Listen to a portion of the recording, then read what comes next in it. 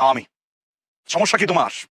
2 দিন আগে ছিল বাড়ির সামনে, আজকে আইসো রাস্তায়, তারপর কয়েকদিন পরে দেখা যাবে তুমি ইটের ভাড়ায় চলে যাবা। কাহিনী কি? সমস্যাটা কি তোমার? কত?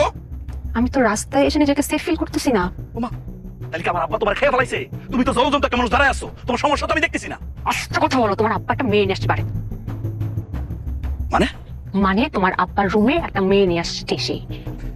দেখো শোনো, উল্টা মানে কেমন লাগে তুমি আমার আব্বার সম্পর্কে একদম ফালতু কথা বলবো না কিন্তু। ফালতু কথা বলতেছি না, আমি যা বলতেছি সত্যি বলতেছি। আমি আমার রুমেই ছিলাম, তাদের হাসাহাসির কারণে আমি রুম থেকে বেরোয় আসি। বেরোয় বাইরে দাঁড়ালাম, তাদের রোমান্টিক আলাপে ওরে বাবারে বাবা মনে হচ্ছিল যে আমি গলায় ধরি দিই। তারপর আস্তে আস্তে দাঁড়াইছি। আগের বারও কিন্তু তুমি বলছো আমারে, আমি তোমার নিয়ে গেছি, তুমি কিন্তু কিচ্ছু দেখাইতে পারো নাই। আজকেও আমার আব্বার উল্টো পাল্টা কথা বলতেছো।